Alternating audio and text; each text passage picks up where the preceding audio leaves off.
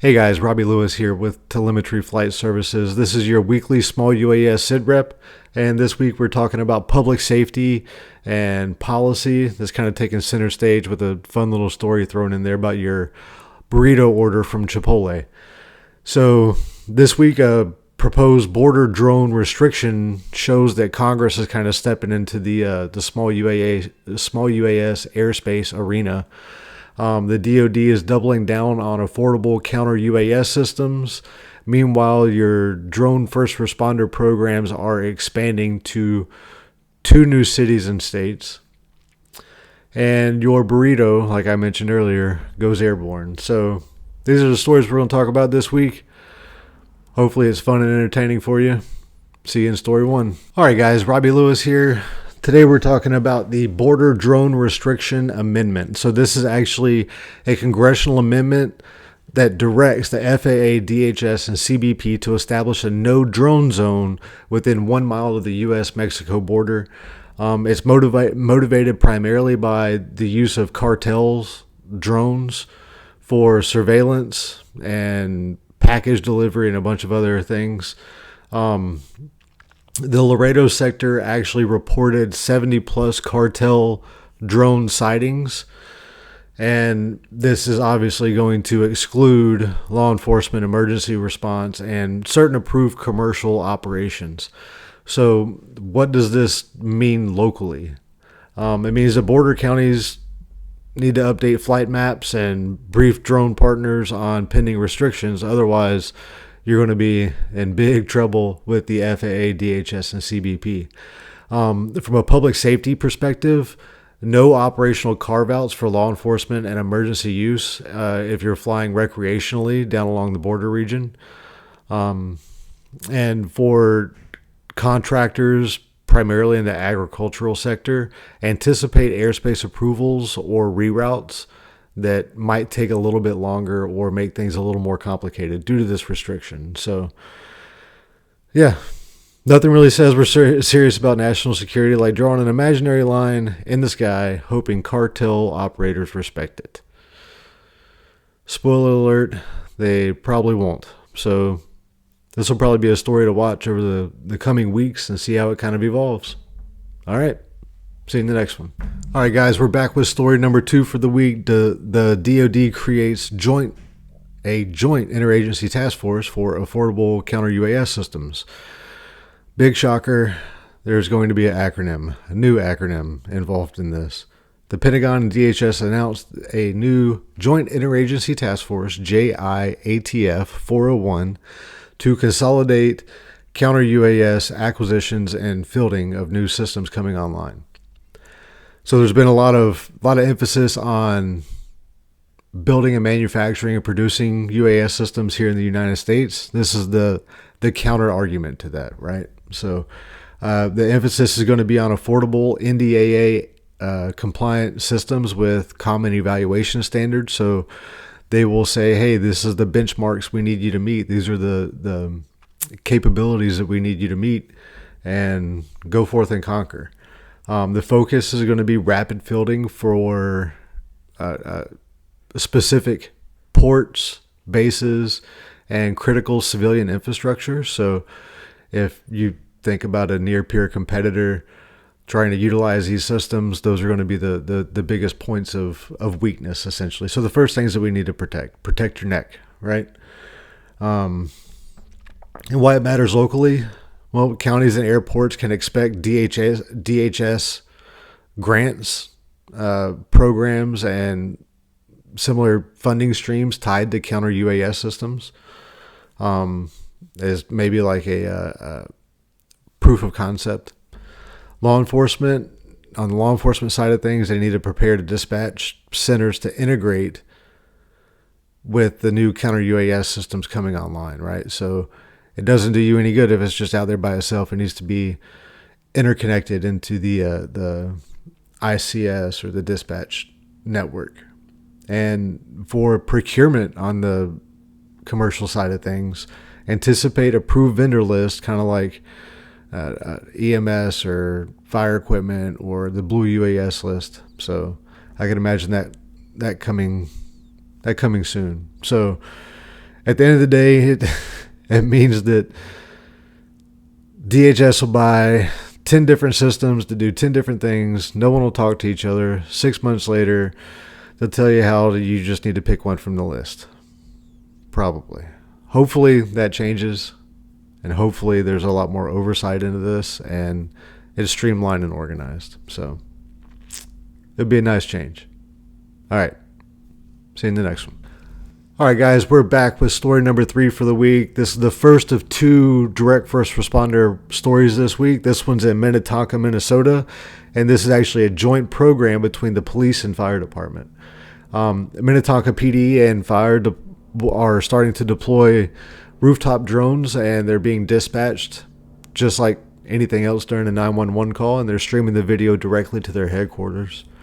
Use cases that they're looking at utilizing these systems for are burglary, crashes, fire scene size ups, and it's meant to improve response time and responder safety. I thought this was kind of neat. Part of their community engagement is they're actually releasing usage stats and privacy guardrails to the public, and you can actually go on their public website and look and see what aircraft flew what mission in response to what incident. That's pretty interesting. So this story this week in Minnetonka, they're actually using a Skydio X10. Quick little points on that is it's about 4.75 pounds, has about a 40-minute flight time. Flight times on these things vary greatly. And it can run about 45 miles an hour, so it's pretty capable. And if it's flying, as the crow flies to a scene, I imagine it could get there fairly quickly. So what does this mean for your local government? Well, it means the city managers should probably start looking at this, right? This is not going away. This is a capability set that's expanding constantly. I would at least start looking into it. One big takeaway from this is the way that they're doing their public trust.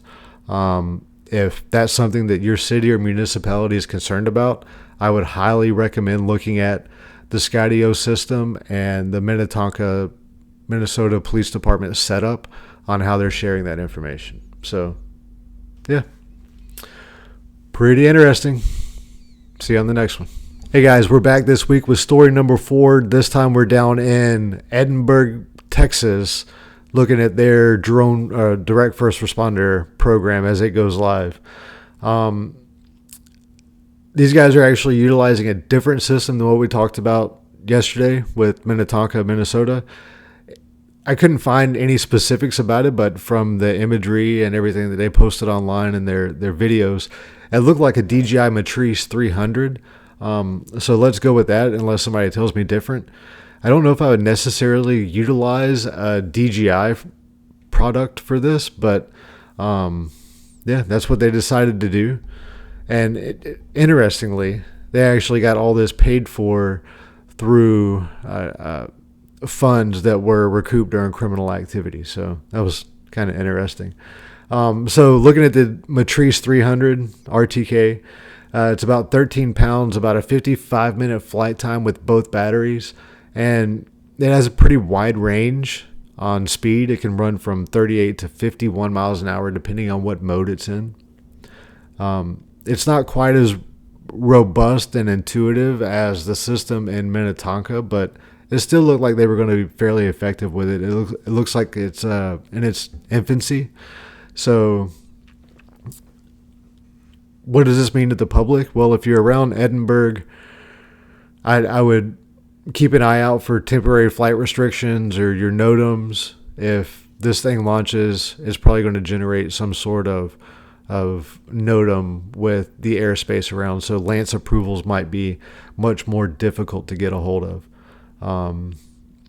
Yeah, I would absolutely like to take a deep dive into this, but they're not releasing a whole lot about it.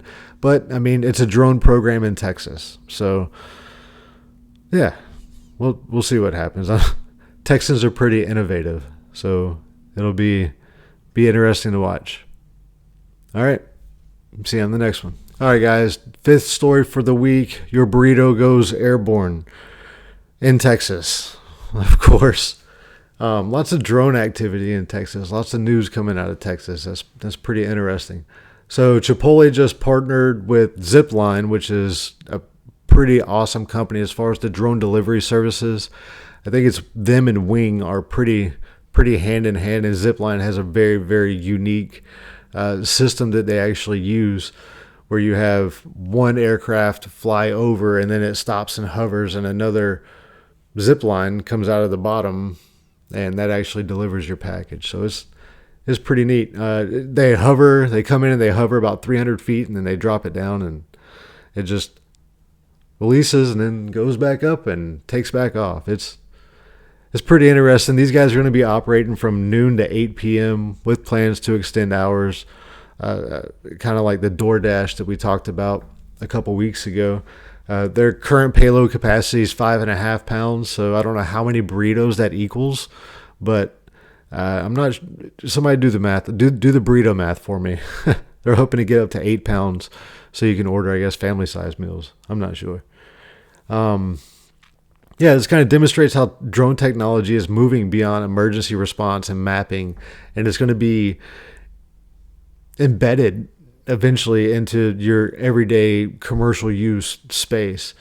I think for US-based small UAS operators, it signals a growing public acceptance of drone delivery, and can kind of broaden the opportunities for municipalities to prepare for increased low altitude traffic. People getting used to drones buzzing by and it becoming somewhat normal, at least in a suburban setting anyway. Yeah, so figured that would be a fun way to end the week. Zipline, Chipotle. Wish we had that here. See you guys. All right, guys. So this week, Congress drew an imaginary line for the cartels that they'll probably ignore. The DOD formed yet another acronym connected to another acronym program. So many acronyms. Minnesota and Texas now have Sky Cops on standby, and Chipotle is coming. So if you're in a county and you're in a leadership type position, time to update your playbooks. Buy what's on the list, and maybe stop pretending that drones are still optional, because they're coming. All right, guys. See ya.